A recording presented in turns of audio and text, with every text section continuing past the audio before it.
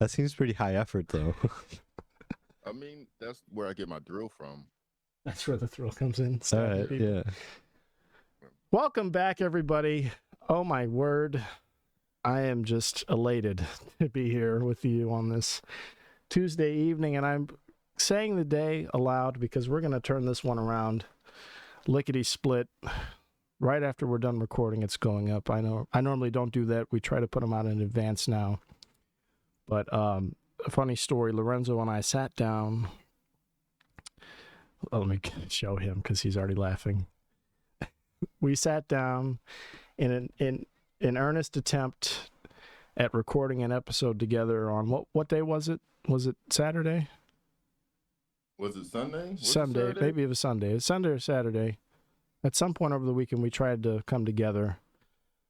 And I had the brilliant idea of being a character for it, so I had it all kind of planned out where I was going to go with it. Sometimes we do like improvised, like comedy bang bang style shit. And I was going to be like this redneck dude that was going to like fucking get pissed about Bud Light and shit and Nice. bring out a couple weapons maybe. But what happened? It like fell apart completely. The whole we realized 40 minutes in that only 13 minutes had been captured. Somewhere along the way, you just started like falling asleep, right? Would you say? Is that fair to say? I looked over. Yeah, I called you out because I looked over and you were like leaning. No, but I was talking fucking microphone. I was still with your eyes closed. I had to remind you it's not a pillow. You know, I didn't know what the fuck was going on. You should have kept like a little bit of me sleeping. Yeah, but we didn't even. I would have kept it, right? I would have done something with that because it was golden, like seeing you almost like at the brink of snoring in front of me. Like I was performing so badly that you were passed out. That would have been great to clip or something, but again, it only captured the first 13 minutes, so we didn't. I wasn't asleep by then. And at that point, you were still half awake, so it just looked like you were stoned, maybe. But rip. That aside, it's all gone. There's gonna be no bonus release. I'm just gonna burn it. I have it on my computer still. I don't know why. It's dead to me. I'm sure you've heard that voice in the background just now. That's not mine. It's not Lorenzo's, and I'll be damned if it isn't an amazing comedian here with us.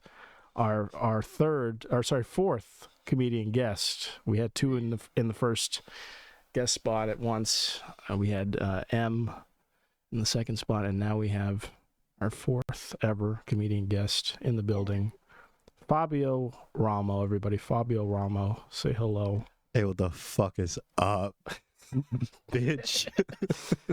That is a bold We're here. Entrance coming out the gate. I drove out, you know. Yeah. And I'm going to go all out. Hell yeah. I'm going to be right back. You're fucking... What? I just witnessed something. What's going on? This is... I just watched Stacey throw up. I'm about to go clean it. Is she good? That's his cat. Yeah, his cat. Oh, no, I'm sorry. She's just an asshole. Is she acting out, or is it do you think this is a health scare? She just did on the rug.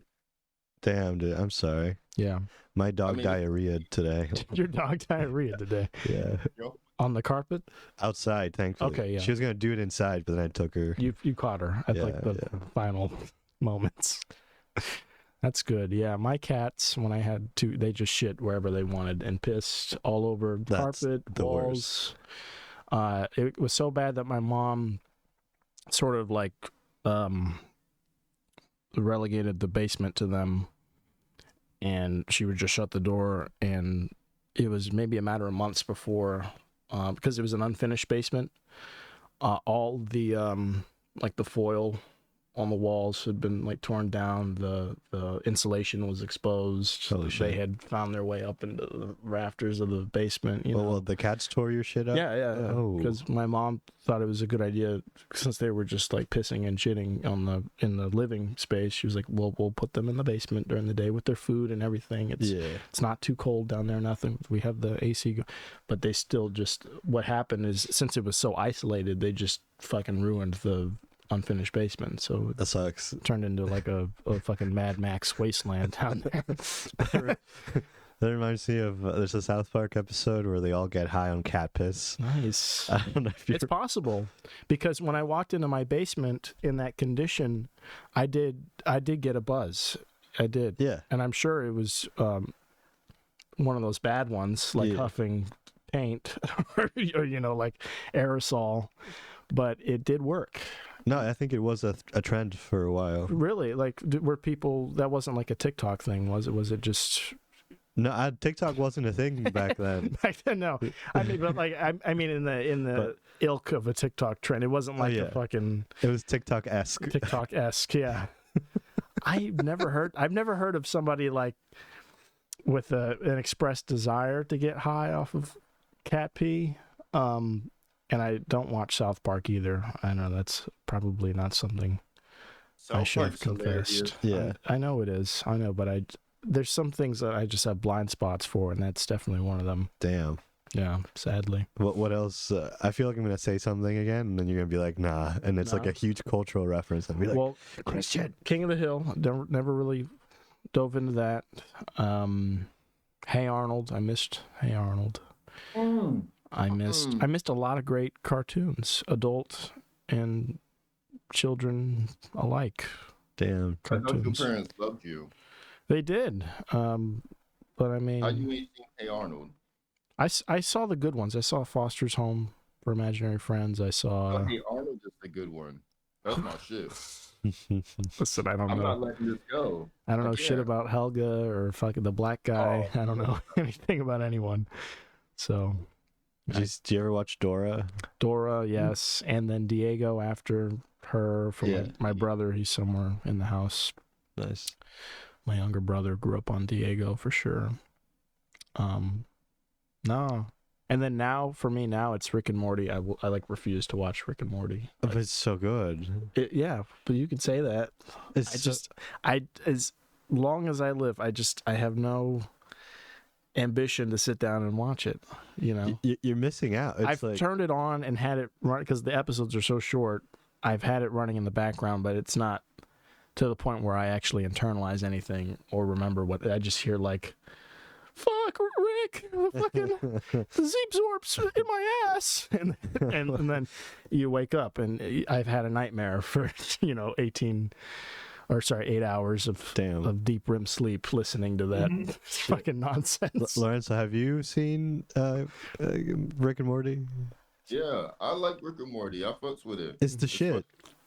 Yeah, Rick and Morty's good shit. Yeah, so but you can say also does it like Back to the Future. I mean, you could say it's good, yeah, and a lot of people will agree that it's good, but I get to feel like a good person now that I have no interest in it, seeing what's happened to fucking what's-his-face, Justin Roiland, I get to... Maybe you didn't watch enough cartoons to develop a sense of taste. Yeah. You didn't even watch the Arnold. Right. SpongeBob is all you need. Can I just, especially in the early seasons, I mean, fuck all the new shit. Everything in the last 5 years of SpongeBob has been absolute ass. But what did they make him like trans or something? I mean, they may as well have. And there's nothing wrong with that, of course. The product has dipped substantially. I mean, it's just fucking... I hesitate to say it's too goofy, but it's just that there's no comedic timing anymore. It's just, it's people yelling and screaming for the sake of it, and interesting, and no real aim or objective to any of the plot, I feel like. Not that I'm watching SpongeBob actively, but if you take like season 3 or 4 of SpongeBob, like the prime shit, you know, where they had like the green screen effects and shit of them running through the mall and fucking, you know, like they had some good stills, like the fucking like crazy Chowder style detailed art stills of things. I mean, it was just on point. But you let any show go for too long and it gets too That's what I was thinking. it gets overproduced almost, you know? for sure. I feel like there's a sweet spot for shows. Yeah. Like you have to end it at its height. Definitely. Otherwise, you end up, you know, making SpongeBob trans or something. Yeah. And then it's... You're really hung up on SpongeBob being trans. I'm just gonna keep saying it. I haven't seen SpongeBob in like a decade. Saying before y'all now. But just take a sip of that Bud Light. Y'all can have my beer. Why don't Y'all can have my freedom, but you will not have SpongeBob, you fucking trannies. I saw you drink Bud Light, and I was like, I have to connect the dots here. Oh my God, yo. We were talking about cat piss earlier. Yeah. I don't know if that was on mic or not. I forget, but I mean, it tastes better than ever. Oh yeah, for sure. I love Bud Light because of how cheap it is. It doesn't get me drunk at all. I love the idea of buying cheap alcohol that's effectively like worthless.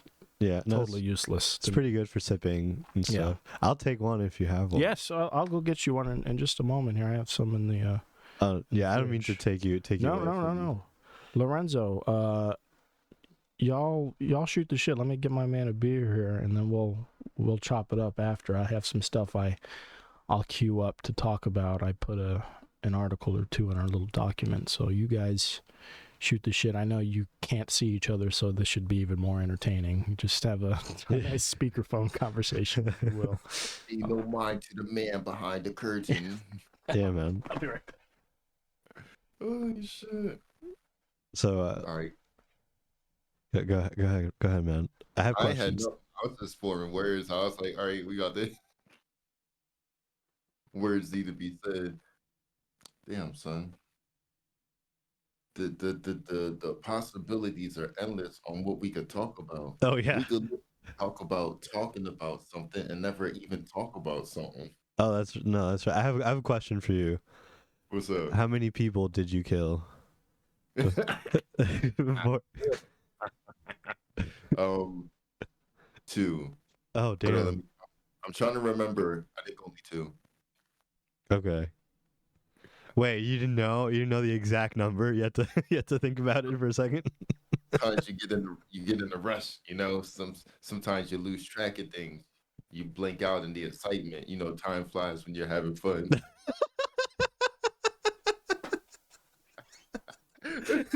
Okay, so which one out of the 2 was like your most fun time? You know, it was it's the first or second. It was simultaneous. For real, it was at the same time. Wow. So you have a talent then. You're gifted. Oh no, yeah, I'm skilled. 2 birds, 1 stone. Yeah. They should have drafted you into the military right away. I'd have ended everything in a day. Nice. Give me the ricocheting bullets. They're bouncing off of everybody like Yondu's arrow. Yeah. Guardians of the Galaxy. Oh, for sure. You'd be shooting guns with your toes, man, with your feet, with like all your extremities. Oh, so you've seen my work. Yeah, exactly. I'm a fan, Lorenzo. That's why I came. I appreciate it. I'm in like reverse prone, shooting with my both hands, both feet. I'm using my mouth oral style. Yeah. Something hanging out your butt that kills people in one shot. So, have you guys seen anything about this? You can see the screen, right, Lorenzo? I can see it. Good, excellent. So, have you seen anything about this dude in the news lately? I have no idea. I think this is coming to a head now. Like he's finally going through the court system or something. I think he's been being sued, or it's an attempt to extradite this man from Scotland back to the United States because he's this guy Nicolas Rossi. Sorry, I'm trying to pull it up on my screen here for the people. But he's an American who fled America, like for some normal shit, like he raped several women. Damn. So, Wait. he Hold on. Wait, like, can we examine this part? He's just fucking. he's wearing an oxygen mask. Okay, well, so that's what makes this so interesting. We're not even there yet. We're not Real even talk. halfway through this. If I were to escape the country to flee a crime, I would also you gotta spruce it up. You gotta try. Yeah. This is him saying he's in no position to be extradited. And like, how can this man be not only tried but flown across the If you do the world to crime, stand you gotta do trial, in the United States? So that's anyway. But I mean, yeah, it's hilarious. I mean, look at him. He looks like Austin Powers in a wheelchair. Wow. Oh shit. What? Well, so this man is American. He's American. I think he's from Ohio or so. Let's read this article. This is The Scottish. so insane. The man a Scottish court has ruled is a U.S. fugitive. Nicolas Rossi has had his extradition case postponed until June. That's what's happening. So it's been postponed for another couple months. Okay, do the people get to see what he looks like on? Or Yes. No, they're looking at this right now. Okay, Yep. good. I hope everybody takes a look at that picture. He's having a good time. He's got a bow tie on. He's Yeah. got the pinstripe suit, the vest, This the Apple man, Watch, the cufflinks. I mean, God, he's dressed to the nines. yeah, With the 3D, real D glasses. I mean, fuck. he left America. He looks like he left America to rape. Yeah. Like that was his goal. He looked like he evolved into Harvey Weinstein. yeah. If his objective was to Jeez. play it low key, I think he may have leaned in actually to the whole rapist role. He's committed. But They let's are see here. going- So this guy, what happened? I'm hoping to have a before and yeah. So this is what he used to look like, right? in What? America. Yeah. Oh my God. Totally different. What this guy would end up doing is somehow faking his death, changing his identity. I think like 2 or 3 times, from Nicolas Rossi to eventually, I believe it's like Alexander Knight or something. Arthur Knight, pardon me. Rossi, 35, who denies the claims and says he is a man called Arthur Knight, was not in court in Edinburgh after refusing to get into a prison van.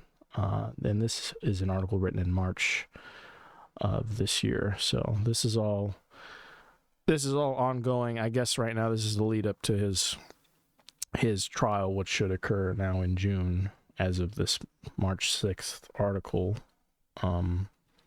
I mean, but this is okay. So you get the backstory. This is what he used to look like. Yeah. He's obviously turned into like a Bond villain now.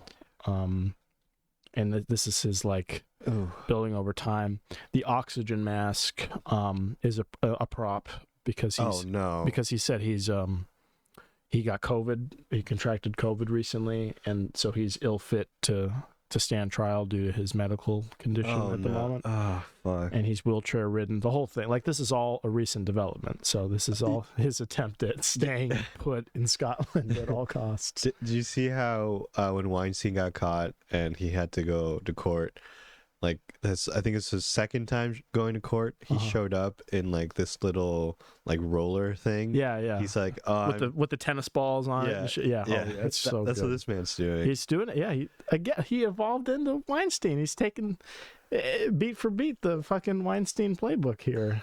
I So love it. how many people? What's his body count? I think it's something crazy. I don't want to slander this man by any like. Oh please. yeah, let's not do that. God, heaven forbid I overshoot his count, but I think Innocent till proven guilty. This man. I think it's somewhere in the ballpark of 6 people. Let's see in this article here if it says. I should have researched this Sun article beforehand. By the way, I'll say this. Sorry, this is a BBC article by. Where's my fucking reporter at? Where's Mr. or Miss Journalist? So in case Nicolas Rossi listens to this, Yeah. I just want to say, sir, you did nothing wrong. I hope you come back home safe, and welcome home, sir, soon. Jeez. Well, here I'll just read through some of these crimes. I am joking. I don't think there's a full synopsis of his, like you said, his crime count. But after a 3-day hearing, Sheriff McFadden said he was satisfied on the balance of probabilities that he was indeed Nicolas Rossi. Yeah, they were comparing his tattoos against the pictures of this other fellow from America, and his. He's still got all the like identical body art and shit, so it's indisputed now, right? Damn. This is the same person. But he rejected Rossi's claims to have been the victim of mistaken identity as implausible and fanciful, adding his repeated name changes were highly suspicious and consistent with someone who was hiding from someone or something. Rossi, who has previously appeared in court in a wheelchair, was already fighting an extradition request by authorities in Utah who allege he R-worded a 21-year-old woman in the state in 2008. So in Utah, he was running rampant. That's where he was. And then he had also been previously convicted of sexually assaulting another woman known as Mary after meeting her online in 2008. Damn. So we have 2 so far. I heard something like 6, but I could be conflating that with, like, I don't know, any number of rapists out here. That's terrible. But we got 2 on the books, according to BBC. So let's look at this video, though. This is the highlight. This is why I'm bringing any of this up, because this is what's actually getting people's attention right now. This is kind of doing the YouTube rounds. Hell yeah. Because he is just fucking giving. I don't know. Have you seen The Whale yet? The Whale with Brendan Fraser? I haven't. I've seen the trailer though. So if you've seen the trailer, I want to tell you now, this is a glimpse at everything The Whale has to offer in about 20 minutes or less. We'll obviously condense it, but it's a treat. All right. His interview conduct. Oh. Well, let's hit me, daddy, one more time. I want to find the right one. I think this is it. I hope this is the full thing. We were once a normal family, but thanks to oh my God, our lives have been interrupted. What the? We'd like privacy, and I would like to go back to being a normal husband. But I can't, because I can't breathe, I can't walk. People say that's an act. Let me try to stand up. Let me try to stand up. Exactly. So we don't know. Doesn't he look like he's about to laugh? He's about to crack. I can't stand. He's like in the Doctor Strange territory of, is this an American accent? Is this an English accent? Who am I? I think he's got multiple personality disorder, at least, trying to keep up with all of his identities alone. That's way down here. And then we stack up this Jenga tower of, he's got the oxygen mask on because of COVID. He's clearly playing up the overweight thing. He's not exactly overweight by any means. I mean, this guy can get around. We saw the pictures of him standing up a moment ago.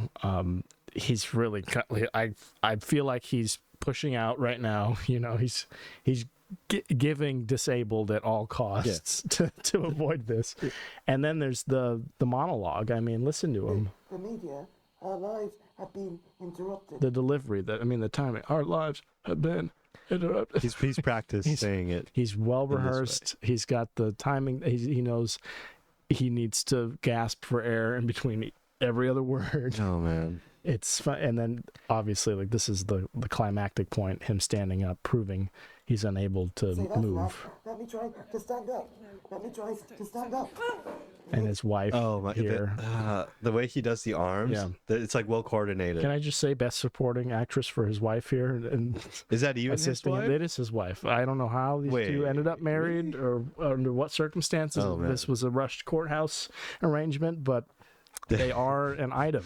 Wait, did he suddenly have a wife once the cases started? I don't know. I don't know the backstory on, because again, this is dating back to 2008 charges, right? Damn. So this is all catching up with him in Scotland around this year, from what I understand. So doesn't he look like he lost a lot of money in 2008 and he just started to like go off, just drink and I was gonna say rape people, but it's a little too close to home. I think he got on that ASAP.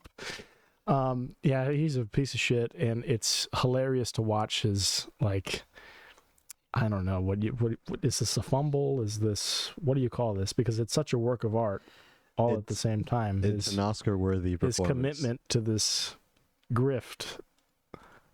If only R. Kelly had like half the acting chops, you know?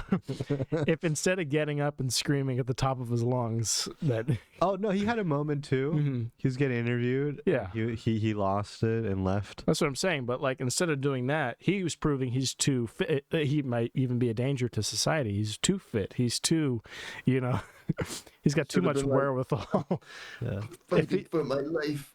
If he took this route, if he took the road of like totally and completely disabled, like handicapped, Oh man. and he got an oxygen mask, maybe even like you said, the little walker thing, I think we could be looking at the next part of the remix to Ignition. I think we Holy fuck, yeah. I think we would still be doing things. And yes, we still hear R. Kelly in clubs, and you know, just like we hear Michael Jackson, but it's not the same. He could have been a free man all this time later. Well, you gotta separate the art from the artist. Yeah. You know? And I do, but it's still nice knowing that he was just pissing on people this whole time. Yeah. Well, And now the thing he's is, we not knew he getting was away doing with it. that since like the '90s, though. Oh yeah, We- you've been we just tracking still- him longer. Do you know? I think it's I think certain people just knew, you know. That's good. That's good to know. That's good to know. That people like have eyes on you as the guy who pisses on people, like in Yeah. rooms against their will. I'm mean, pretty sure that was the first Boondocks episode. Really? I'm pretty sure that was the first one. It was about him, like It was about it's about his mansion. kind of like about how he pissed on the little girl.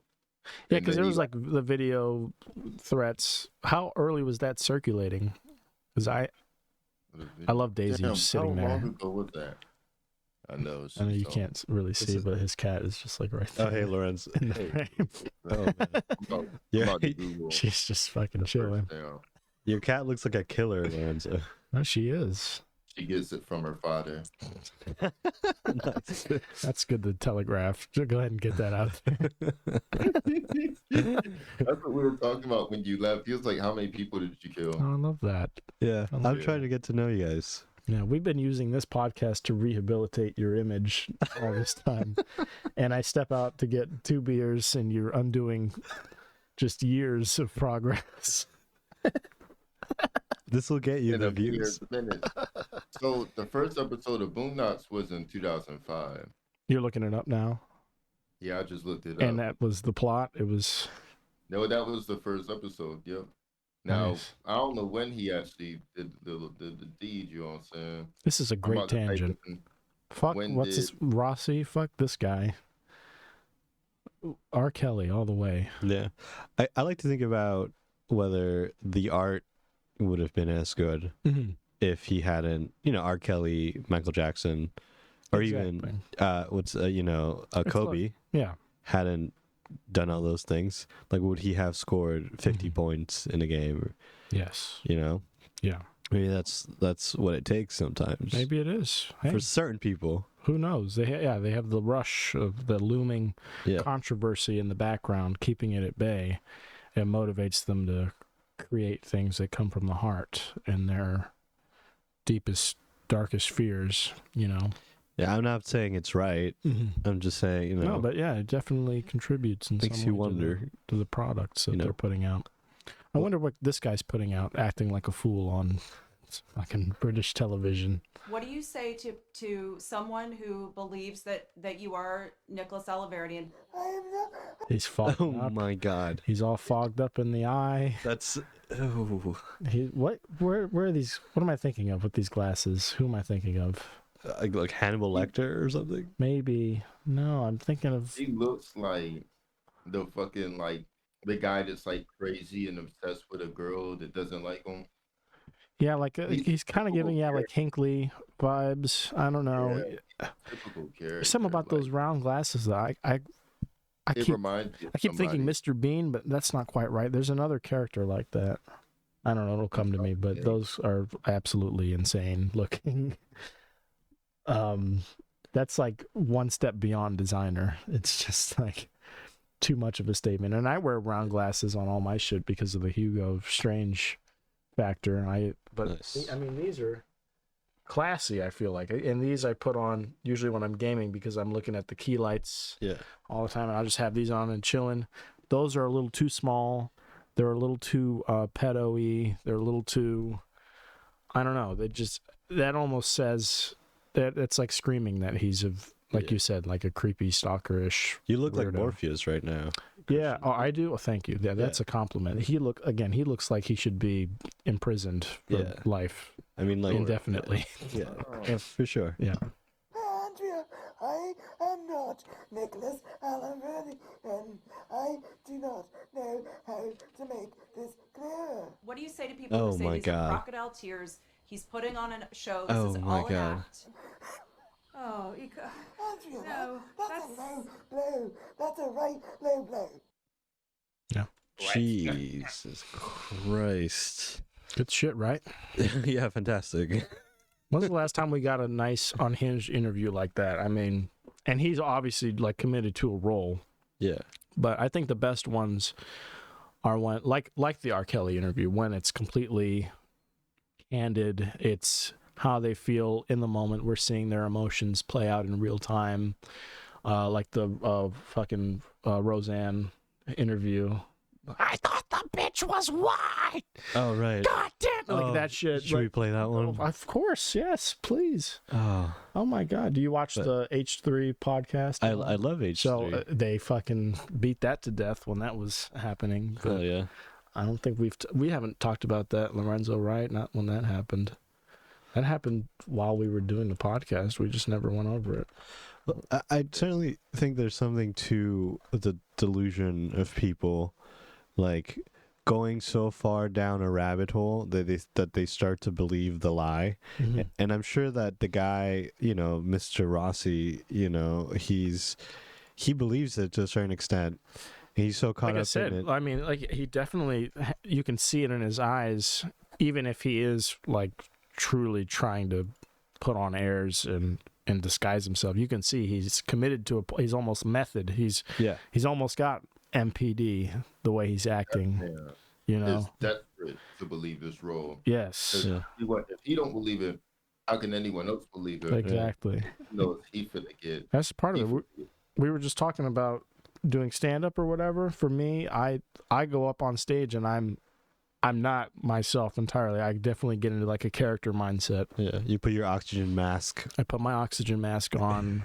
I get the tank out. Exactly. Clip it to my side, so I feel the weight and the pressure riding on my oxygen tank, and I deliver a product not necessarily as myself, but as this artifice that is almost like a shield for me, because if something goes wrong, I go, oh, like my character was off. The way I delivered that in this role wasn't quite right. So I can go home, I can analyze that and readjust it. If I go out there as myself, hard on my sleeve and hey guys, how's it going? And then I get the shit beat out of me. That's going to feel a lot different than if I go out there as this guy who doesn't give a shit about anything and just kind of says whatever the fuck I prepared. That's a totally different result or a totally different response to the outcome. Oh, for sure. Later. For sure. Like what that guy is playing is like an ultimate game of acting, right?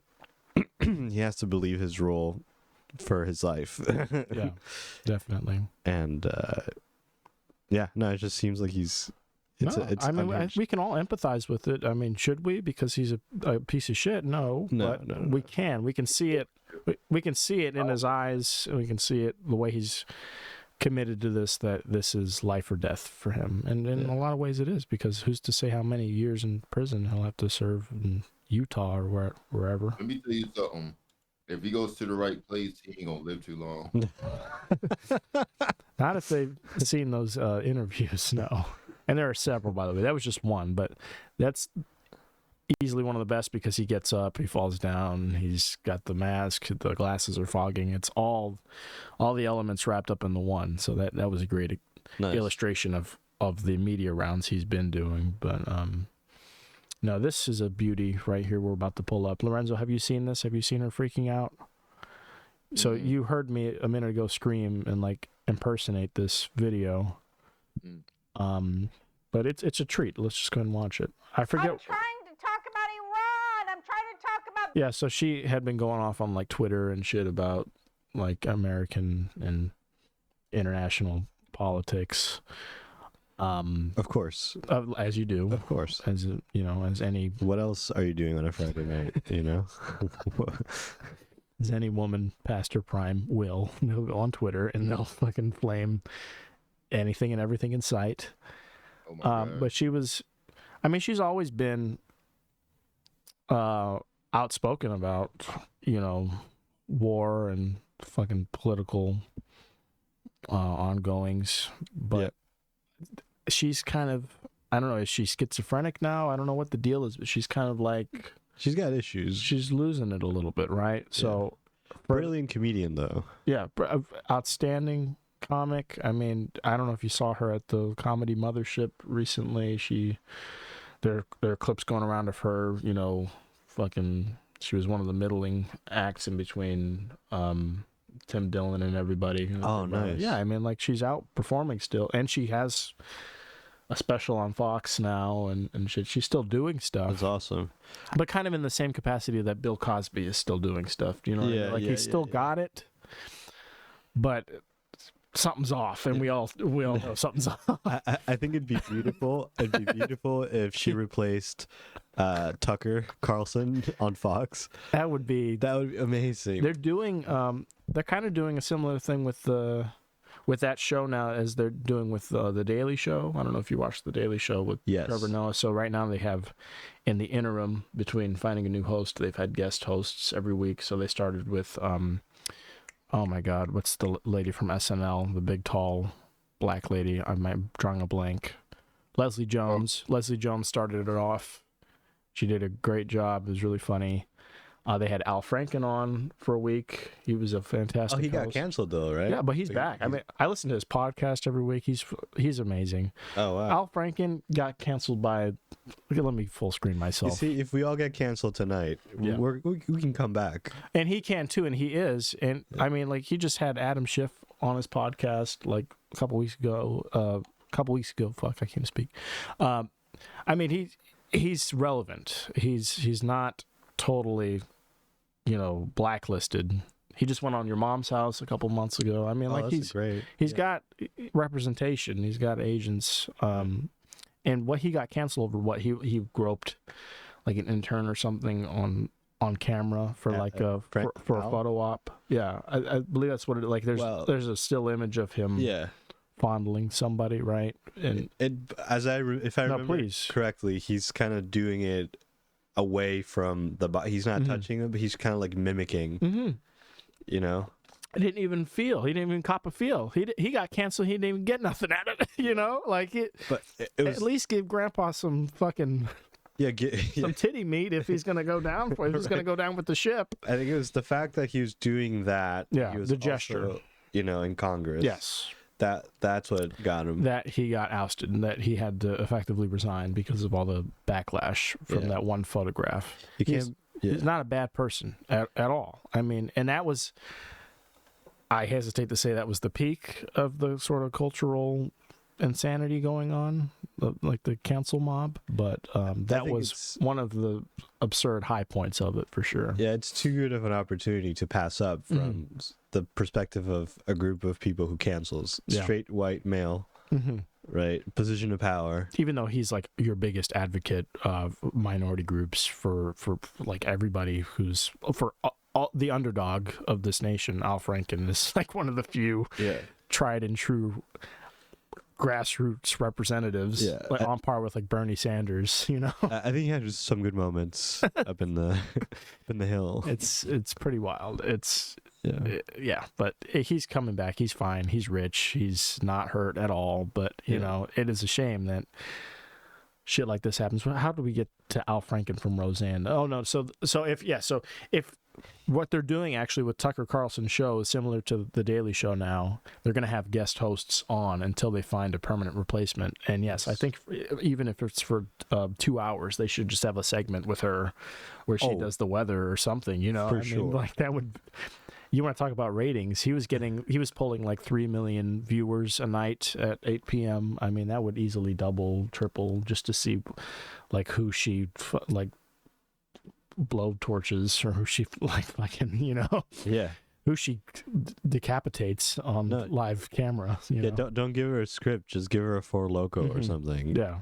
And let her run. She's going wild. Yeah, I mean, this video was her. But you've told me this 300 times. Do you know that That's what my tweet was about. I know. You've explained this literally 300 times. I thought the bitch was white.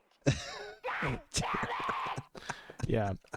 She was talking about a reporter. That's what it was. She was going after a reporter, and she may or may not have used a couple of insensitive remarks, slurs, possibly in her Twitter attacks.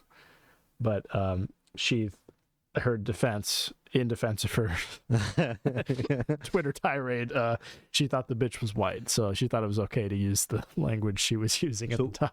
What did she say to the? Let me see. To the reporter. Let's pull up this. I mean, this was so long ago. You know how these things come and go. You don't remember any of it. You just remember that this person's like blacklisted. Yeah. What? Because I can empathize with thinking somebody's white, but they're not. But you trash them, and you're like, oh, I'm sorry. According to the New York Times, Barr, the show's star and co-creator, posted a racist tweet about Valerie Jarrett, an African-American woman who was a senior advisor to Barack Obama throughout his presidency. So no, it wasn't a reporter. It was the senior advisor to Barack Obama that she was talking about. Throughout his presidency and considered one of his most influential aides, Miss Barr wrote, if the Muslim Brotherhood and Planet of the Apes had a baby... Wait, she said this about Obama? She said that about this lady who worked for Obama. Oh. Yeah. That's kind of bad. But she must... Let's look at her. Wait, let's see if she's white. Let's see if she's white passing. Yeah, but the crazy Valerie Jarrett. The crazy thing about this is that Roseanne thought the lady was white, and she called the lady a mix of the Muslim Brotherhood and the Planet. Like, how does that even make any sense? It doesn't. It's a terrible defense. That's not how you roast white people. That's not. That she clearly understood that she was black. They kind of look similar here. That's a nice side by side. So this is the lady that she was disparaging on Twitter, and then this is obviously her. I could see how at first glance, with like the right flush lighting, you might think, or even in this black and white photo, you might think you get a glimpse she might look white here. But that's her attempt at defending her clearly just flagrantly racist statement there. I mean, yeah, like you put it perfectly. How does that even translate to a white person? Yeah. In context, out of context. You're just being racist about a black lady here. Yeah, so exactly. Checkmate, Roseanne. You thought the bitch was white. Where do we go from there? Do we just take you at your word? Bitch was white. God damn it! I thought the bitch was white. Fuck. The way she's performing though. Yeah, I mean, this is like people took this and ran with it like she's crazy, she's off her rocker, she's like totally nuts now. That's her style, is to just fucking go berserk every now and again, and then cool deadpan back to normal after. Like you said, she takes a drag and keeps it moving. So I mean, it's not completely out of character. What's strange for a lot of people is seeing a lady like a prominent like figure in TV and sitcoms to even be like talking about issues like this at length, and then to go the step further of just like outright disparaging someone. Well, I think Roseanne won that one. She came out winning. Sure.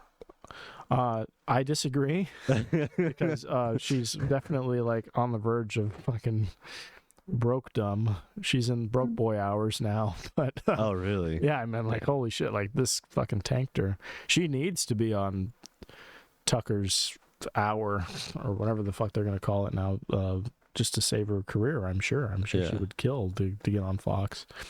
That comedy special that they just purchased and put out was like a godsend.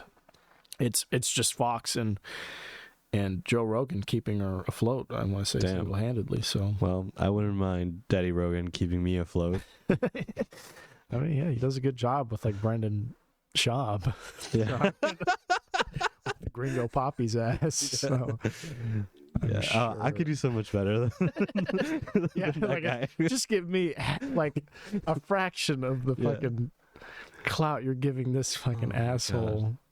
Yeah, no, it's fun. There's this really great dude. His name's Augustino Zinga. I listen to him sometimes and watch him on YouTube. He just every week he's got 3 fucking excellent clipped in the thumbnail.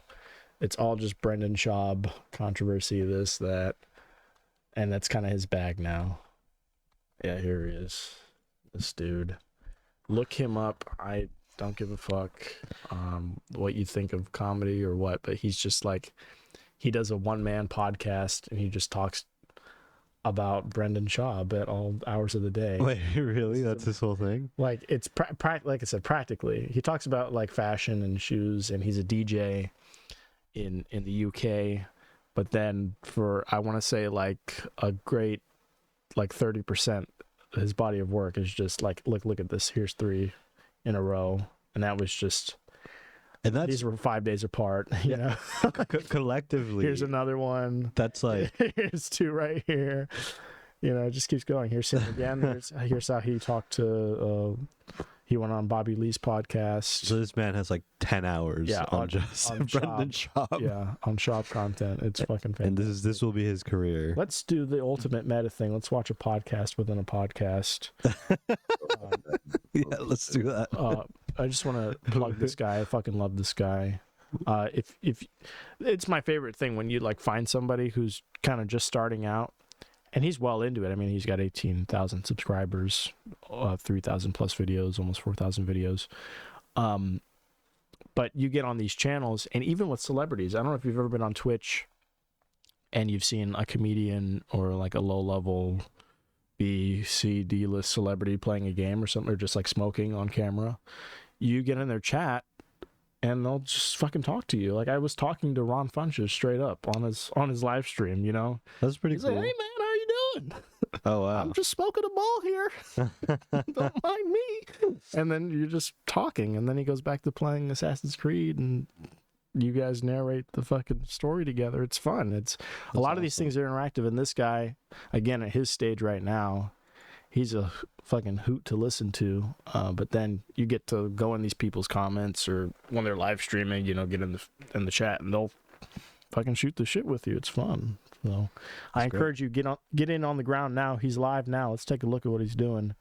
Yeah. Why they stopped doing it, but yeah. See, we could say something right now. Oh, hold on. I should switch channels. Let me switch to our podcast channel, and I'll fucking message in his live stream. Have you seen Bad Friends? Friends? Yes, I love Bad Friends. Oh, they're so good. With Santino and Bobby Lee. Yeah, I'm going to their Baltimore show. Oh fuck, that you gotta tell me how that goes. Oh, for sure. I've only seen one live podcast. I saw Comedy Bang Bang live. Nice. A few months ago. Do you listen to any of that Earwolf, like the improvised shit? I have not, but it sounds good. It's like Paul F. Tompkins, Lauren Lapkus, Jason Mantzoukas, Andy Daly, all the people who are voice actors in every show ever are usually improvisers from like Second City and shit. So nice. Or like UCB. I just saw Nicole Byer. Oh, you did? The improv. How was she? That was fantastic. Oh, cool. Nobody wanted to go with me. Nobody. That's crazy. I mean, it was like pulling teeth trying to invite people, and it was cheap too. It was like $40 a person, but. All right, they're big spender. Well, everyone, that's not fucking expensive. Have you seen tickets for like? I mean, for like guys, for men. I mean, it's usually double that. Double the amount. The improv for men. I'm not even that. That's you might think that's a cheap shot or low blow, but it's not. It's the fucking truth. And guys, you heard it here first. Men make more money than women. Yeah, they pull in more fucking. It's just it is what it is. Yeah. I also want to say, drink Bud Light, please. I am trans. Yeah. Oh my fucking god. So am I. I'm trans as well. I am. I'm trying to transition into the thing I was talking about that I'm forgetting. But no, I saw her. Fantastic. Nobody wanted to go because they thought her stand-up was bad. I don't know where they got that impression. Her specials might not have done too well on Netflix or whatever. I think she had a big one on Netflix like a year ago. But I think I saw her special. She's very good. it was fucking amazing. This was like marks better than anything I've ever seen her do in person. And this is what I stand by. All the shit I've seen up to now. If you see some shit live, that is where it needs to be seen to begin with. Who are you kidding? Looking at a special, it cannot compare. A multi-camera special, is nothing like being in the room watching the person address the audience, the people beside you address you, and watching them play off of the energy of the room. You don't even get all of that captured, no matter how much equipment you have or production quality. It does not compare, no. And that was the perfect example of me just like being in the room, dying laughing the whole time. The host was fantastic, her opener was fantastic, and then she just fucking said, okay, scoot. Yeah. It's my turn. Nice. And then she fucking brings the house down, and it's a marvel. Hell yeah. It's fantastic. Do you know who opened for her? Let me look her up. Actually, it's funny. I followed her after I followed her podcast, and her podcast channel followed us back. So hopefully we can do a collab soon. You're coming with this lady. I'm blanking on her name. I have been learning so many names lately. It's hard to keep track. Yeah, come up. Let me find this, and then I'll get into this guy's DMs, or I mean his chat, and we'll see if we can interact. Oh man. I have it right here. Fuck. I have the damn bill. All right. Let's see here. Liz Barlow. You know Liz Barlow? Have you seen her before? She's a local DC. I will say yes, because I don't want to get burnt by anybody. Yeah. Oh my god. Yes. I mean, you probably won't. Again, I love Liz Barlow. She's the best. Yeah. I love her podcast because she's following the #1 podcast in Stafford, LLC podcast. Yeah, hey. This lady right here. She was fantastic. She set everybody up for success. Hell yeah. It was a lesson in what to do right. I'm already fucking up. Yeah, that's essential for developing in stand is watching other good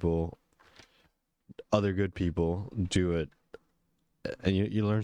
I've learned so much. It's like speaking of scale. Okay. I breastfed for 8 months.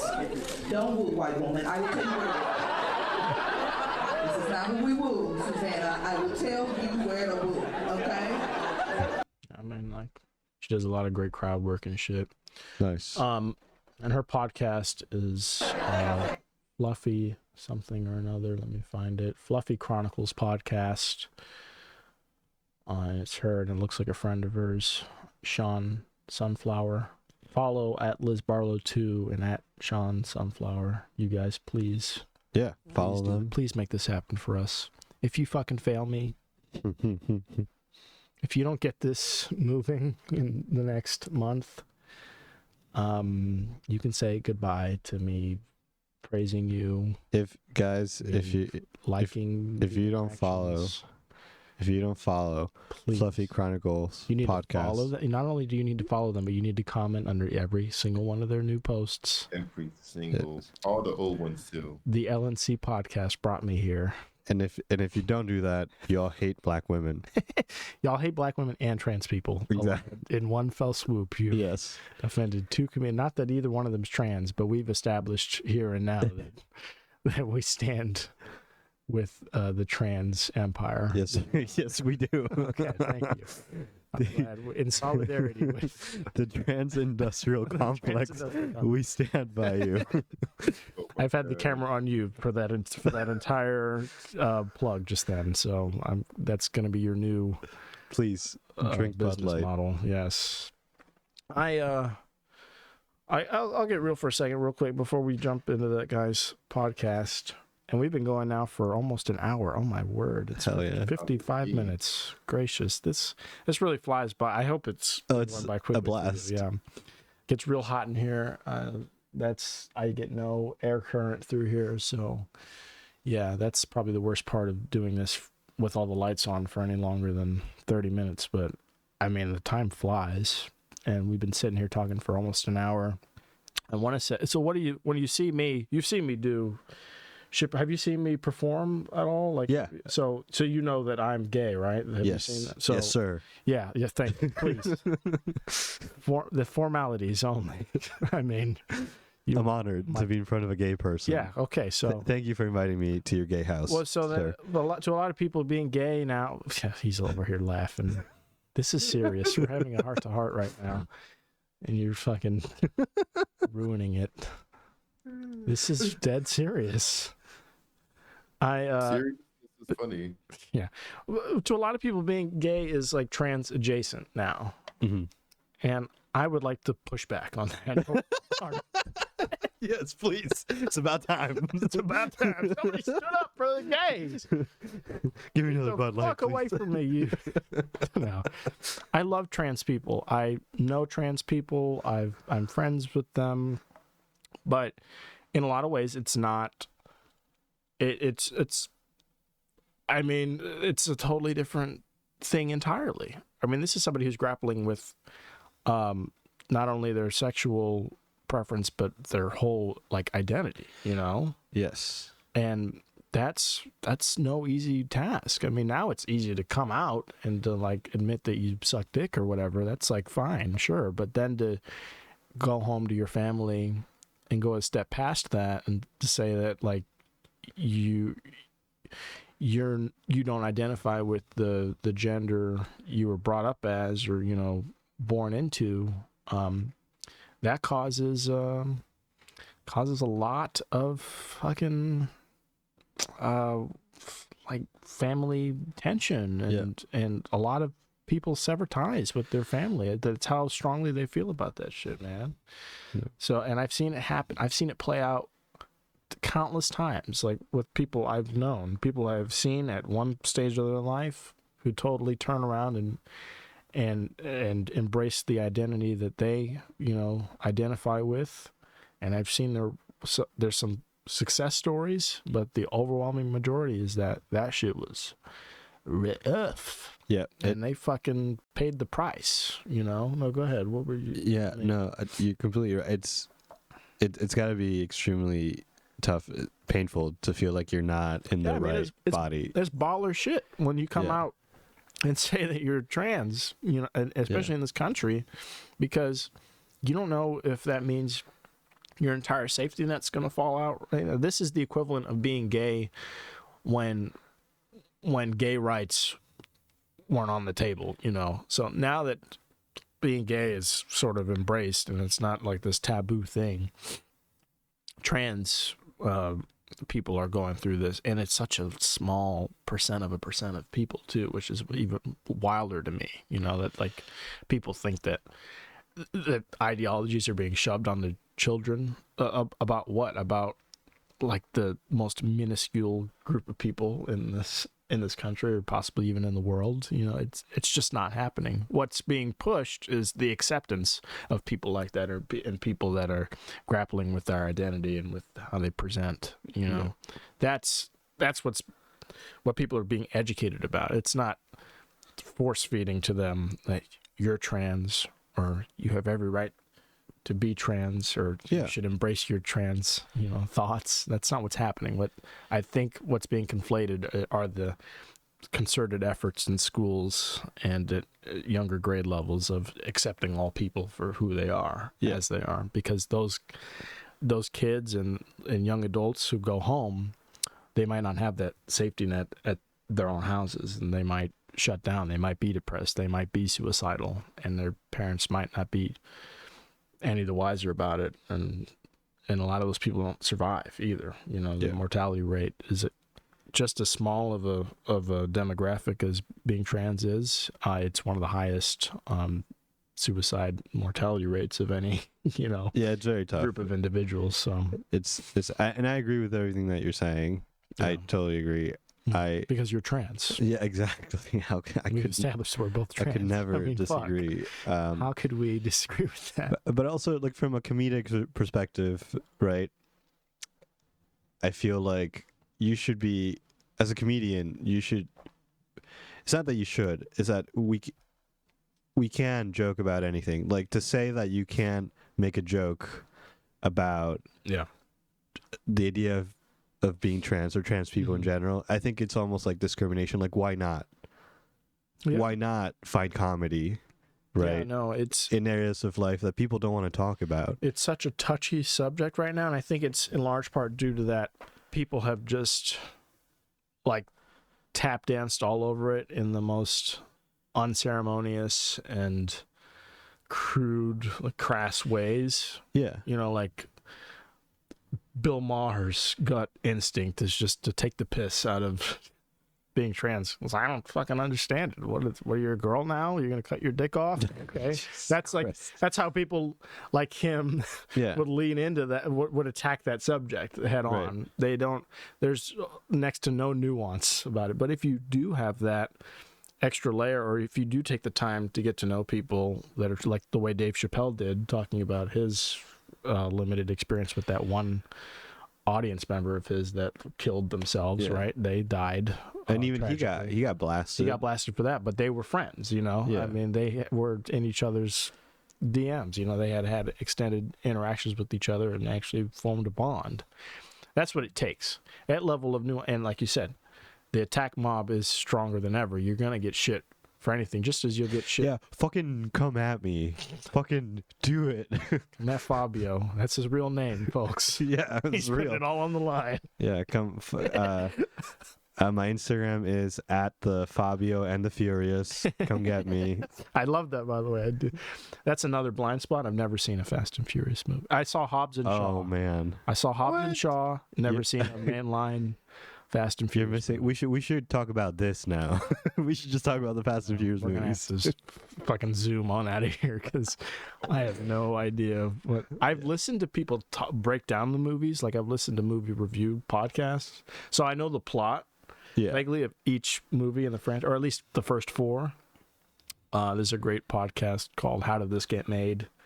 that they just love making fun of, like those movies on how ridiculous they are. Like at one point they're throwing people through concrete walls, like The Rock and Vin Diesel are just throwing each other through fucking, you know, like walls and shit, or like they fucking somehow jump off of like 1,000-foot high bridges unscathed, and they still got the baby oil and fucking Gold Bond sheen and everything, you know. For sure. It's like nothing affects these people. At the core, though, it's all about family. It's all about family, yeah, of course. Family, number one, you know. Family, yeah. Yeah, if you have a trans family member, or, you know, love them, fucking support them. Maybe if you're going to make a joke, maybe think about it for 2 seconds before you just come out the gate swinging with some fucking just try to make dumb pronouns shit. Try to make them laugh. Try to make them laugh. That's important. That's the goal. When you make them laugh, when you make the attack mob laugh, that's what comedy is. This was what I'm learning up to now, like 2+ months in, right? Very early. What I'm learning is the sooner you get the audience on your side, it doesn't matter if you bend over backwards and take a shit out of your mouth, whatever it takes, you need to get the audience on your side immediately to loosen them up, to let them know that you're there to entertain them. And that's a hard lesson to learn when you first do stand-up, because you realize if you do it, you know, long enough, is that stand-up, yes, you have to be funny, of course, but even before you're funny, before you can make people laugh, you have to be likable. And people realize that you're likable from the first second that you step on that stage. They have to.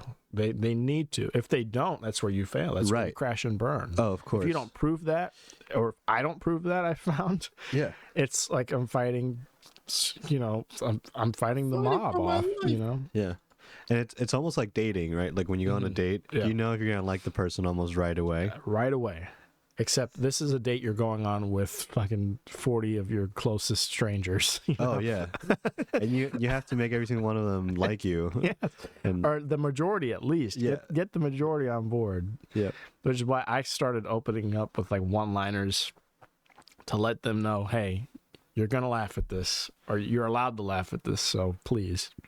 Now I can fucking tell a dumb story now that I've gotten a cheap shot in there from the get. So oh for sure. yeah, I don't know. I'm trying new ways to get that first fucking icebreaker laugh. And sometimes it's even about energy, Mhm. right? Like, I don't have that though.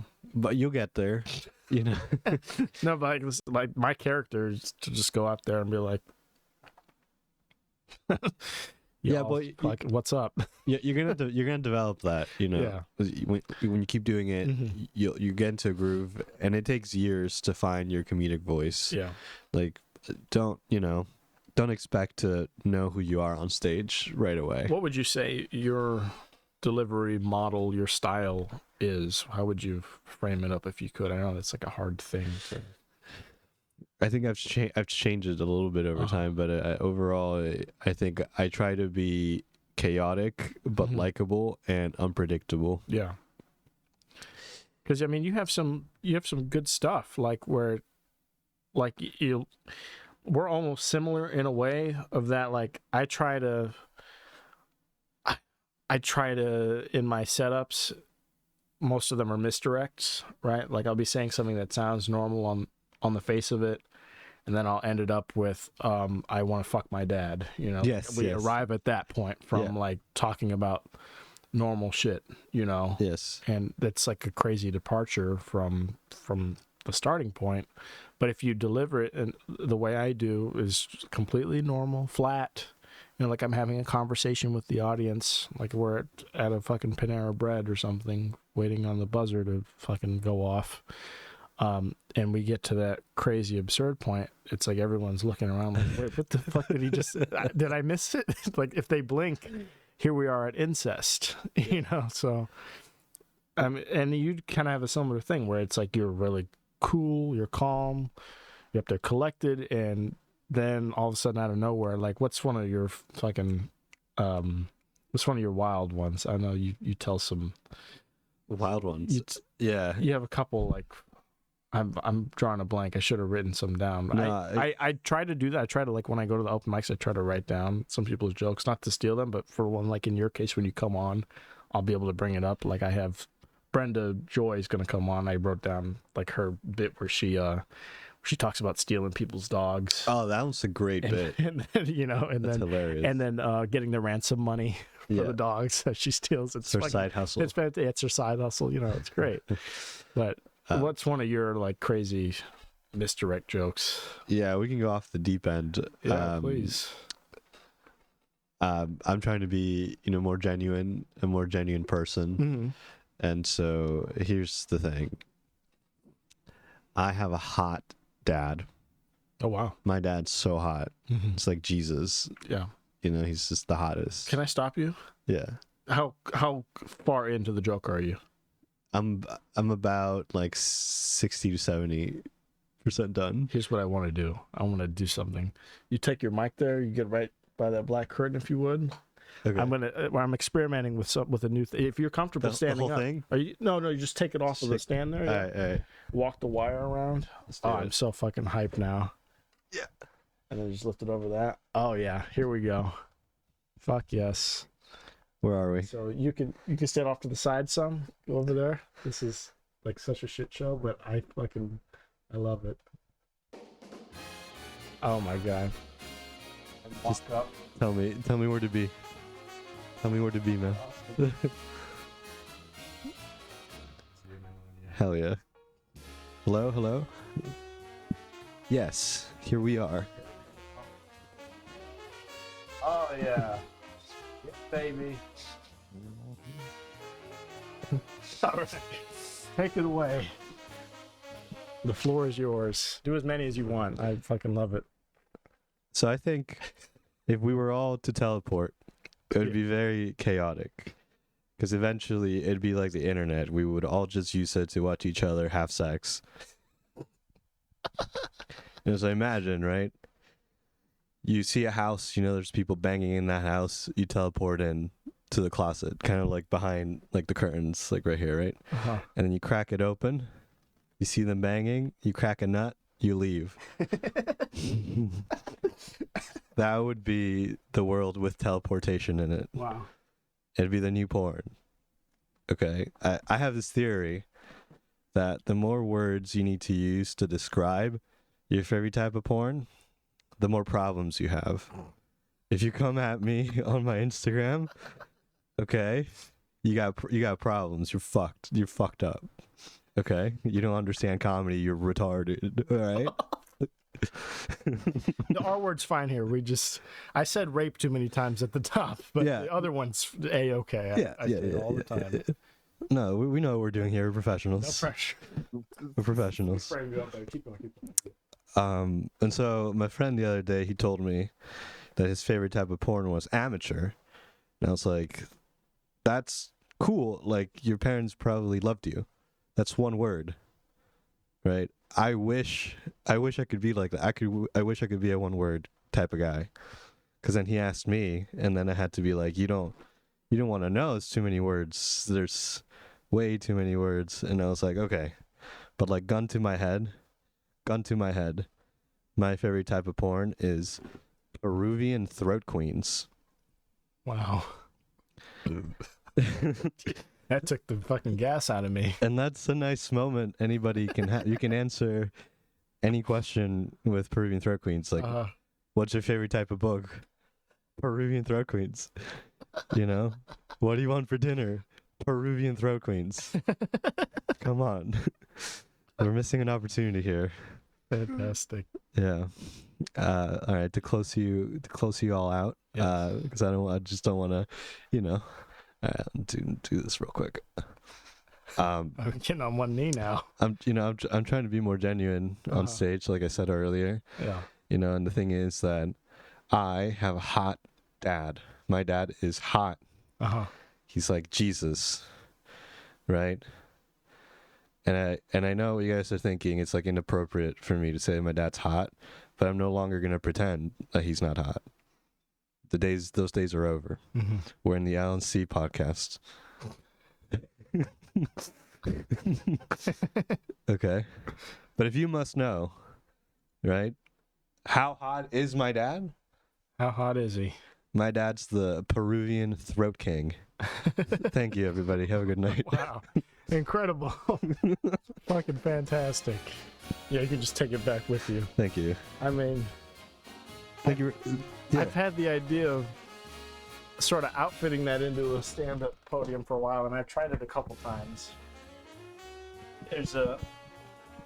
What I want to do eventually is have a live stream element where I can have people over and work out their shit in front of like a virtual crowd or whatever. That'd be awesome. It would be awesome. I think so. But I love that. Right now, I don't have I don't have viewers at all. Whatsoever. We don't have anybody who watches this. Man, you got to build it from the ground up. Not live in real time, no. But yeah. I mean, how did that feel delivering it to just us two? I mean, it felt great. Good. I'm just trying to make you all laugh. Yeah, I mean, it works. And I think that element of it is cool too, because I mean, it's still just us, you know, talking, and then we'll get up and fucking do a couple jokes, you know, work out some material. Yeah. And then, you know, read the room and keep it moving. And there's no time limit either. It's not like a 5-minute gig. You can be up there as long as you want. I want to get a dedicated camera for it, though, that for sure. So I don't have to do all that bullshit. That'd be awesome. But no, I mean, it'd be a nice little break from the podcast. Like, hey, let's do a couple bits right now. Let's do a couple bits, yeah. Let's try a couple jokes out. Yeah. That's, if you can't tell, that's where I practice too. So I have the stool there, and then I got my notebook, and I'll just run shit, time it, make sure it's within 5 minutes or whatever. Nice. But yeah, that's awesome. That's a great idea. Yeah. So that's another element coming in the pipeline in the future. Look out for it. Some stand up I'm honored that I was able to. You're the first person ever, besides myself, to do that. So, I mean, just a quick round of applause. Fabio here. Well, thanks for letting me pop y'all's cherry on this one. Oh, my God. And pop it that you did. Good Lord. Christian, you know how I like popping people's cherries. I mean, especially your dad's. Yeah. So we both have jokes about our fathers. How did you arrive at that? Was it just for the sake of how absurd it is, or did you really have a moment where you're like, fuck, my dad pulls more game than I do? Well, Christian, fantastic question. Yeah. I was I was on a European getaway. Okay. Well, this is spicing up. And I had a little moment in between a baguette and a cigarette. And I started to just write some jokes, you know? Yeah. And then I was like, wouldn't it be hilarious if I could make people believe that my dad is hot and that I wanted to bang him? So this is totally this is completely artificial. He's not. Are you saying here? And is this an exclusive? Fabio, Dad is in fact not the fucking Peruvian throat king. Okay, so to me, in real life, my dad is not hot to me, but he pulls massive. Oh, see, that's what I was getting at. That's what I think. Because from a straight guy's perspective, right? I hear a joke like that and I think, oh, this is a guy whose dad might be doing a little too well in the bedroom department. He does really well. Okay. Yeah. He that's scary, right? Isn't it frightening? It's entirely too frightening because there's a real chance that he might marry somebody who's like way younger than me.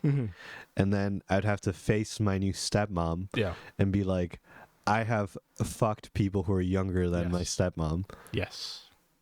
And that I think that would fuck me up too a little bit. Just a little, yeah.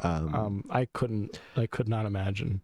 But that would be about my dad, you know. That's my dad's kind of thing. But I went into it a little bit. I had the one joke about my dad. The lead up it's a misdirect, and I'm talking about my mom. That I don't get how people are attracted to their moms. I'm not. My mom's a black lady. I think that's why I like white guys. I'm just like so unattracted to my mom. And then I go into how my dad's a white guy. And so that's fucking, there's something there. Something happened. There was something went haywire in my development that instead of being attracted to the spitting image of my mother, as so many men are, I was drawn to people who look identical to my father at my age. And my dad doesn't pull a lot of game. What I notice about my dad is he doesn't date young people necessarily. He dates his age group or older even. He's gay as well. Oh, wow. Yeah, but he what's disturbing to me is when you notice your parents' type, right? Yeah. Your dad were you saying your dad's type is kind of younger people, would you say? So my dad's type is we were just talking about Fast and Furious. He's like what's the guy's name? What's the fucking dude from Transformers who's in Fast and Furious? Oh, Tyrese. He's attracted. My dad's attracted to Tyrese, basically. Oh, wow. Like Idris Elba. I mean, just like big, muscular, fucking black guys. Well, good for him. Yeah, I mean, and that makes me. Jet, tell us how you feel, Christian. That's just like, I don't know why. I shouldn't be. Again, I'm trans, so nothing should really affect me. But holy shit, it's like so weird to like, okay, like my dad went from this black guy to this black guy to another black guy. I mean, you fucking throw a rock and my dad hits a black guy who lifts too, to boot. He benches every day, this black guy that he's getting fucked by, and that it does something. It's the same if your mom was into big black guys, it'd be the same thing, right? It's just like, I mean, I'd just be excited for the barbecue. For the barbecue. I already get the barbecue because I have a black family. I go to that, so now it's just the added element of knowing that my father is getting served a nice fat helping of big black cock every fucking evening. And you laugh, Lorenzo, but I mean, that keeps me up at night. How could you not? How could you not? I'm working on another joke that like totally bombed. I like started it at the end of the the 5 minutes I did at Mara Finer's last mic. But I was with my dad. We were going somewhere. We were going to Mosaic. Oh, in Fairfax. From Falls Church to Mosaic, and he needed to get something out of his trunk. And so I went and opened the trunk for him, and I found a big-ass tent in my dad's trunk. And I was like, oh, shit, you're, like, camping now? He's got a station wagon, a Volvo station wagon, so he's got enough space in the back. I like your dad. To put down the back seat, and he's got a whole-ass tent in there I didn't even see. I was like, God damn, well, I didn't know you were going camping now. I'd love to. We never did that as a kid. I never went really camping with you. We went on, like, one retreat for school, but it wasn't, like, just, like, family shit. And he's like, well, you know, I don't know. I said, no, I mean, I'll get a tent, whatever I have to. I'll get, like, fucking off bug spray, some fucking, you know, I'll put in the work. We'll do this. I can learn how to fish. He's like, Christian, I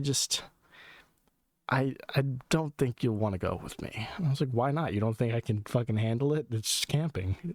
I know I'm, like, not completely white, but, you know, I can make this work. It's not beyond the pale. He's like, well, I go to a campground in Richmond. And I was like, okay, that's not far at all. What the fuck are you talking about? It's Richmond. He's like, well, it's a nudist campground. Nice. It's a fully nude campground. And it was just like, again, like all the fucking, like all the shit comes crumbling down in your head. And it's like, why didn't you just shut that shit down? Why even lead me there? Why even continue the conversation at that? Like, fucking stop it at all costs. I don't need to know this. Now I know it. Now it lives in my head rent free. My dad's out here fucking swinging, hanging dong in front of all the fucking men and women he so pleases. And it's like, why do I need to fucking know that? Why do I need to fucking know that? It would have been easier for him to just say, we go camping in the Shenandoah. Or sure, Chris, we'll Yeah. do that. And then never bring it up again. And I would have forgotten about it. I would have forgotten about it in the next 30 minutes. Because, I mean, honest to God, I don't even fucking want to go camping. I was just trying to make conversation with my fucking dad. Yeah. You know? I didn't need to know he's out fucking bare ass naked in Richmond somewhere on some fucking rich guy's property on an RV lot. You know, it's like he's getting bared down. Yes. And then he wants to play it down. He wants to be like, you know, it's classy. You know, some people, it's clothing optional. It's not actually fully nude. You can be fully nude. It's clothing optional. I'm like, well, I know you're not fucking, you're not picking the clothes option the way you're disguising this shit. I think clothing optional is code for everybody fucks each other. Yeah, everybody fucking, it's a swinger event. Yeah. And everyone's on the swing set. So I fucking, I want to turn that into something. Like, again, it went poorly, but I have to find a way to get from the tent to my whole fucking image of my father being once again reworked. That's hilarious. Taken back to the shop. I mean, maybe there's something about getting dicked down by a bear. Maybe in the it may woods. be in there. Yeah, a big black bear. In fact, actually, yeah, a big black cocaine bear.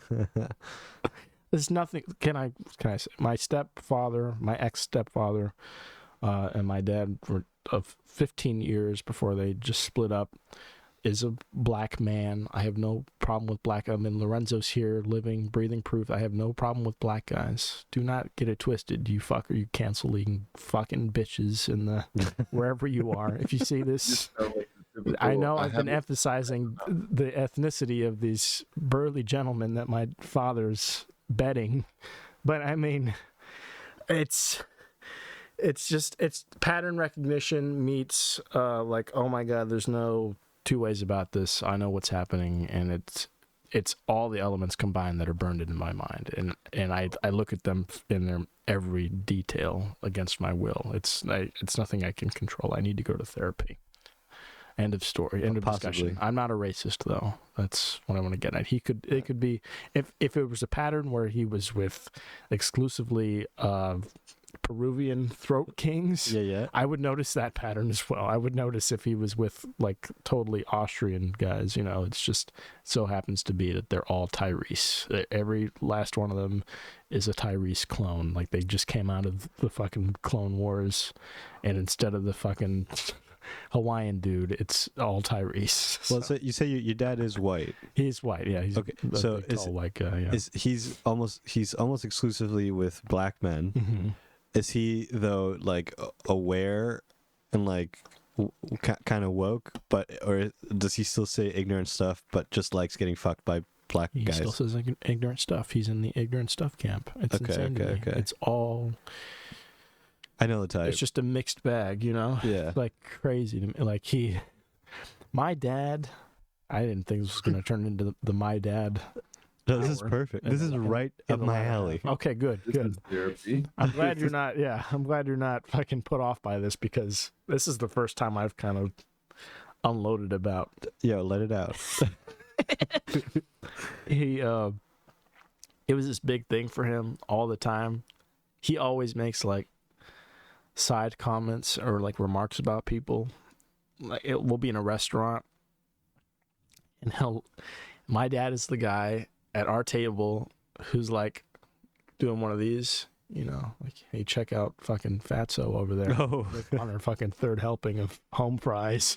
You know, she's really fucking laying on the hot sauce. You think maybe she should lay off before she's on a hospital bed. You know, he'll just say shit like that. And growing up, I'd be like, Dad, fucking leave her alone. She's gonna die in peace someday. Like, just fucking let her do her thing. I don't give a fuck. That's freedom. Yeah, it's freedom. Or you'd be like, or if it's like a rowdy family or a group of kids, my dad would be like, is she gonna shut them up? And, you know, he's getting like fed up. I'm like, how about you shut up? How about like nobody cares? Just pretend they don't exist like everyone else in the building. You know, my dad is definitely, he's got like Karen elements. He's got he's just very like judgmental. And you want to talk about trans people? He's definitely like clueless, like misgendering people. And a gay guy, like he has no understanding of it at all. That's quite the plot twist for me, because he's in the LGBTQ. He's in there. Though, but that's part of my argument from earlier. Is it's like a totally different. It gets lumped in because. Yes, it has to do with sexuality to a degree, but this is a completely different issue. Yeah. I don't say issue as in problem. I say issue as in like a discussion. This is a completely different discussion. I think we need to segregate the trans community from the LGBT. It would do them better. Community. No, it would really separate but equal, truly, and in so many ways. In no uncertain terms. I mean, let's give them their own bathrooms, right? That's what we're trying to do. I mean, that's like not even with a shred of irony in your voice. That's a good joke, actually. Let me write that down. Yeah, they need their own bathrooms because that's what they want. They want their own. They want gender neutral bathrooms. No, fucking, and then water fountains and no, it's not like that. It's what it is that. Them getting lumped in with this group of people that isn't going through what they're going through on the level that they are isn't doing them any favors, because gay people, they're cool. They're like chilling. Yeah. You know, it's like they take the spotlight. We did that, honey. Like, fuck. I just want to go to drag brunch and get turned on like fucking 10 bottomless mimosas and then fucking blow 12 people. Let's and get do AIDS. poppers. And then, but I'm on PrEP, so it's okay. I can't get AIDS. You know, everything's solved for gay people. Like, you know, let's do poppers. Exactly. Which is another crazy fucking thing. But with trans people, that's like, a lot of them look at that and it's like it's all foreign, because what they're going through is like real shit. They're going through hell, and they're not having fun doing it usually, you know, like, and then a lot of ignorant ass people will conflate being trans with being a drag performer. It's not the same at all. Drag shows are a form of entertainment. That's fun. That's people dressing up in costume, pretending and behaving a certain way to elicit a response from an audience. It's comedy, but it's a bit. Yeah, it's a bit. It's a fucking elaborate bit. Being trans is not a bit. It's not. It's certainly not. And again, grouping it up with the whole alphabet of it all is not doing them any favors. If they became their own movement and then bolstered a wave of support behind that, and that would do wonders. Aside from them being just kind of tacked onto the end of this thing that's already chilling. That we're all done now. Gay people are fucking set, you know. So it's it would be like if the women's suffragist movement was somehow tacked onto the back of civil rights indefinitely. You know, because at a certain point, when black people would get what they want, but black men would just be like, "We're set. Fuck, my bitch is at home cleaning, cooking, washing. She can't vote. I love it, and I can fucking. I got my shit. I got my fucking 3 acres and a mule or whatever the fuck. You know, I'm set. You know, but that's effectively what's happening to trans people. They're sort of being like toted on the back like an afterthought. You know, when the activism you see isn't nearly what it could be if it was its own powerful movement. Well, I think part of the problem is that the activism is performative rather than like an actual solution. Well, as long as it exists on social media, it is for sure. I mean, hell yeah. I mean, you see fucking marches and shit happen, but again, when they're all about pride, which is largely gay pride, what happens at pride events? Do you know what goes down at these? It's all the dudes banging. It's all the dudes banging. It's a fucking Troye Sivan concert. It's fucking, I don't know, Bella Hadid will come out and fucking perform. Happy days. Oh yeah, we're out here. We're gay. We're living. Yeah. And then there's like the fucking 1% of trans people in the audience that's just like fucking, you know, to themselves like, I don't fucking know what to do here. It is, it is kind of messed up. It is messed up. It's messed up. It goes on, and yeah, I'm an advocate for trans people, and a lot of gay people are. But at a certain point, it's an afterthought. It's really just like I don't have to think about it. It doesn't have to occupy my mind at all hours of the day like it does for the people who are going through it. Yeah, it's tough though, because like what's a because I know in the trans community, suicide is real bad, like the rates and like you know. There's a lot of issues with mental health and stuff like that, but what's a real solution to the problem? What? You know? I was looking up trans suicide rate, and then the first search result is trans suicide squad. Oh, man. So I think that's in the works. It's that time of night. Yeah. Holy shit. The National Institute of Health says the suicide rate and suicidal tendencies of transgender persons are considerably high compared to the general population. Suicide attempt rate among transgender persons ranges from 32% to 50% across countries. Gender-based victimization. That's insanely high. It's crazy. Like imagine half of black people killing themselves. You know, compare that to a veteran suicide rate. I bet is worse. It's probably worse, or at least like level to the ratio, you know. So that's why this is as of when, I don't even know when this was published, 2016. So yeah, I mean, things have gotten a little better, but right now everything's in the news right now. Thank God Tucker Carlson can shut the fuck up for 2 seconds so that people can regroup and not want to kill themselves at all times. Oh, for sure. But I mean, shit, it's real out here. It's real. Yeah, we don't know what to fucking do about it. Of course. What I'll say is, if you're trans and you're struggling, come out and do comedy. You'll find, I think, a lot of people that also, not to draw an equivalence between a comic and a trans person, but I think you're just calling them mentally ill right now. No, but the comics feel like they don't fit anywhere, and comics are depressed. Yeah. And a lot of them want to do bad things to themselves. I mean, like, you know. Or they have the tendencies, or at least there's a lingering thought there for a lot of these people. Yes. I mean. And I think you're not going to lose by coming out to a show, trying to laugh. You'll lose if you go out and you bare your soul with no objective at getting a laugh. That'll fail and fall on arrival, but if you take it with a nuanced approach of trying to make people laugh at your shitty situation, what do you walk away with from that with? You walk away with people's laughter, for one, their validation. You walk away with maybe even their support for you. Maybe they want to follow up and help you out in some way, shape, or form, or come out and see you again. So it's got its utility for people who are depressed, you know. Hey, we went on a journey, huh? No, for sure. I mean, fuck. When you said that trans people shouldn't be included with LGBTQ people, I was like, where are we going with this?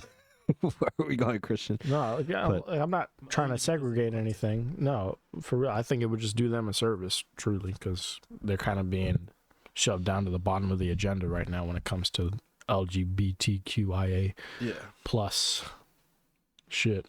Even when you say it out loud, it's lesbian, gay, bi, and here we are, fourth on the bill is trans, you know.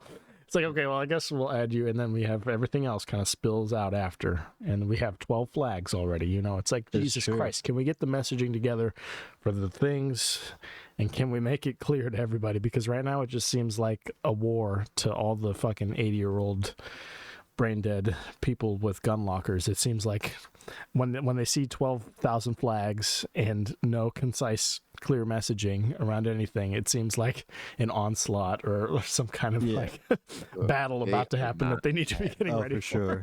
Yeah. The old people are not having it.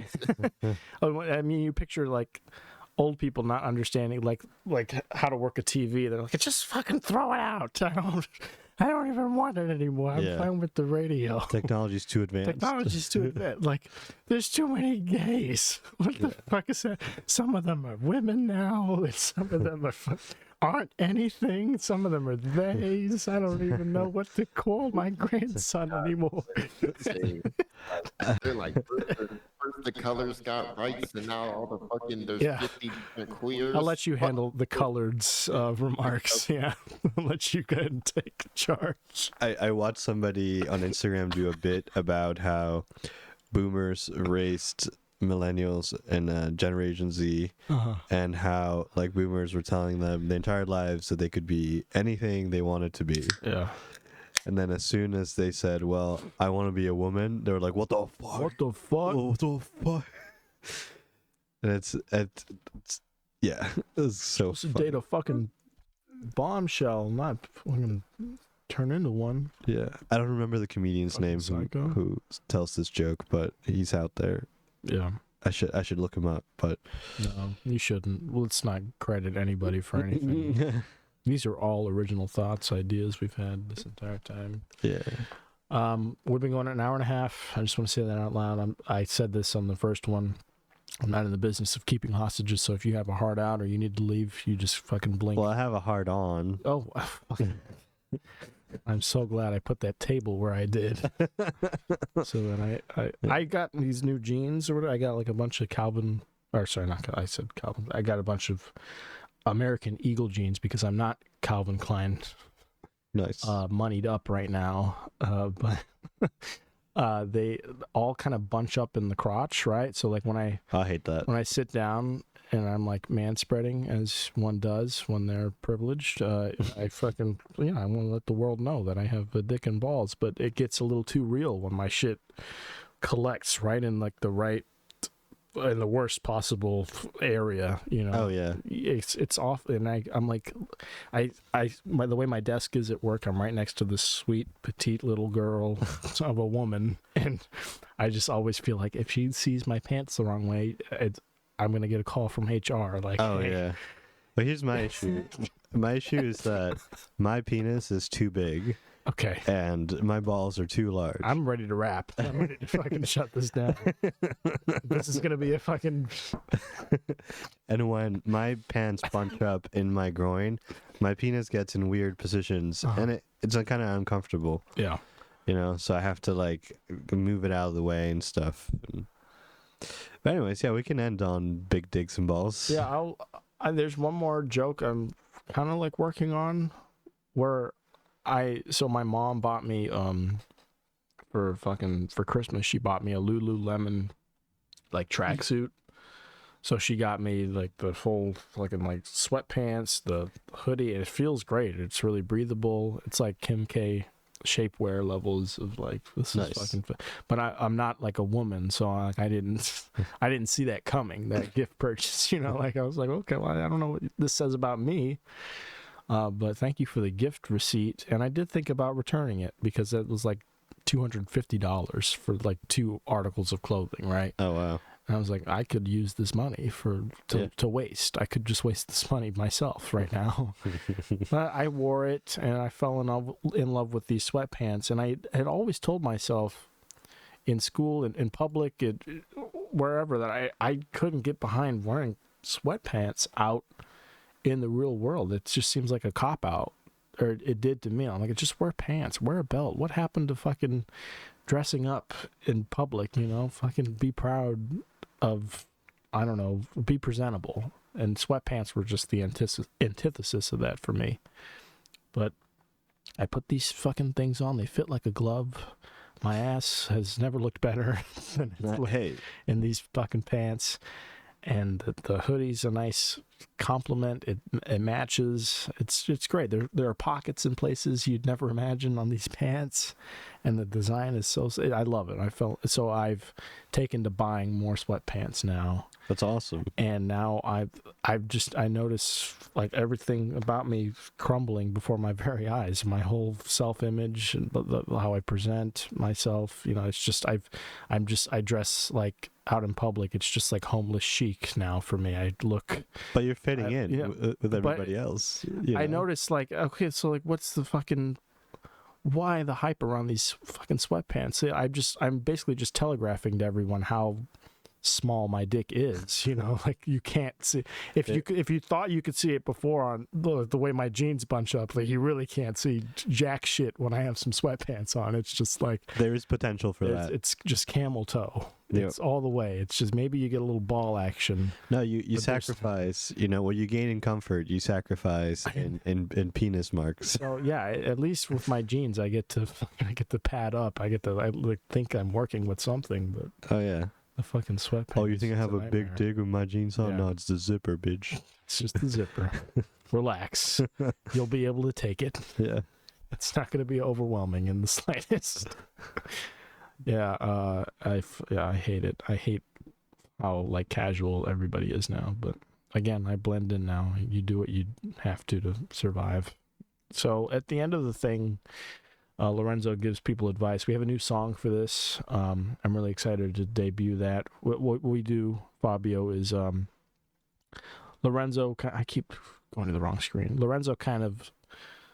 Well, it's up to him. It's up to his discretion whether he summarizes the entire show or not. But he finds something about the show or not. Sometimes he pulls from the dome off the cuff. Just some. Give it to me from the dome, Lorenzo. Some piece of advice to impart upon our faithful audience that they can leave the show having learned and taken to heart. So here comes the music. Now you have 2 minutes. He has to fill the full 2-minute song, no longer, no shorter, or the whole podcast has been disgraced. So please, you have a minute and 45 seconds. Well, first off, to kick it off, I'm gonna tell you this. This happened in the beginning of the podcast that some of y'all have seen. If a pet throws up on the rug, clean that shit immediately. You don't want the sit to sit. You don't want to sit. Then it's gonna smell weird. Yeah. It might stain. That's the whole thing. Get to the methods immediately. Those of you that leave your dishes in the sink overnight, stop doing that shit. Get to the mess immediately. Clean your dishes overnight. Clean that shit. I did that a night ago. I had like a midnight brownie sundae, and I left the bowl in here somewhere. And that shit the next morning it looks foul. It is foul. It's always a reminder to do that, because then there's fruit flies. It's just disgusting. I wanted to burn my room. Yeah, rinse your dishes. See, you don't like Rick and Morty, but there's a whole episode about that where Rick was rinsing his dishes, so they took the plate grime and like forced it into his mouth. That's what Rick and Morty is. It's just teaching grown-ass adults how to behave, how to like keep a tidy home, how to like do things that normal people, that sane people can do and continue to do without prompts. You'd be surprised how many people don't know how to do it though. Yeah. You got 20 seconds. Anything else? The last 20 seconds, I'm gonna kick it off with this. It's me, it's Christian, it's the Will Fabio. 3 comics in this bitch. LSC podcast in this bitch. All right. Fabio, you got a podcast or nah? No, I have a show tomorrow. Well, I don't know when this is going up, but I will tell you that on the 25th of May, I will be at the Electric Palm. Hell yeah. In Woodbridge, Virginia. Yes, sir. Come out and see me if you want. We'll fucking be there. The 25th of May. We're gonna fucking find you.